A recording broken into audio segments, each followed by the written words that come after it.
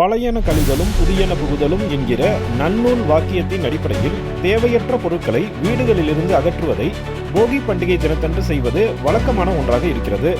மனதில் தேவையற்ற எதிர்மறை எண்ணங்களை கைவிட வேண்டும் என்பதும் நமது முன்னோர்களின் எதிர்பார்ப்பாக இருக்கிறது.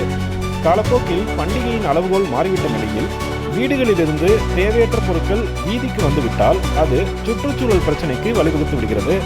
இதனை தடுக்கும் விதமாக சேலம் மாநகராட்சி உறுப்பினர் ஈசன் இளங்கோ தலைமையில் 34வது கோட்டத்தில் நூதன முறையில் விழிப்புணர்வு ஏற்படுத்தப்பட்டது. இயற்கையை சார்ந்த பொருட்கள் தான் நம்முடைய பயன்பாட்டிலே இருந்தது.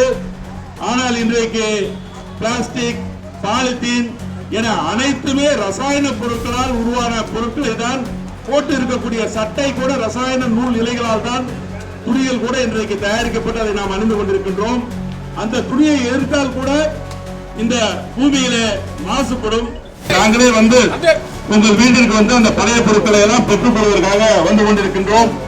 அன்பு கூர்ந்து பொங்கல் அன்று உங்கள் வீட்டை சுத்தம் செய்த பொருட்களை மாநகராட்சி வாகனங்களில் எங்களோடு வரக்கூடிய மாநகராட்சி வாகனங்களில் நீங்கள் வழங்கி நம்முடைய கோட்டம் ஒரு பசுமை நிறைந்த கோட்டமாக திகழ்வதற்கு உதவி செய்ய வேண்டும் என்று கேட்டுக் கொள்கின்றேன்.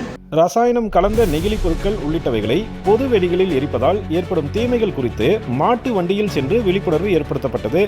போகி பண்டிகை தினத்தன்று பழைய பொருட்களை பொது இடங்களில் எரிப்பதை தவிர்த்து புகையில்லாத போகியை கொண்டாட வலியுறுத்தி பேரணியும் நடைபெற்றது.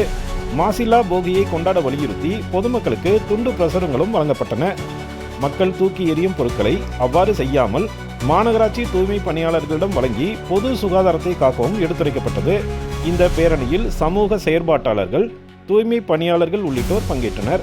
சேலம் மாநகராட்சியில் பண்டிகை காலங்களில் 100 டன்னுக்கு மேலாக குப்பைகள் சேகரமாகும் நிலையில் போகி பண்டிகையின் போது பொதுமக்கள் சுற்றுச்சூழலுக்கு தீங்கு ஏற்படாத வகையில் தூய்மை பணியாளர்களுக்கு உதவிட வேண்டும் என்பதே சுற்றுச்சூழல் ஆர்வலர்களின் எதிர்பார்ப்பாக உள்ளது.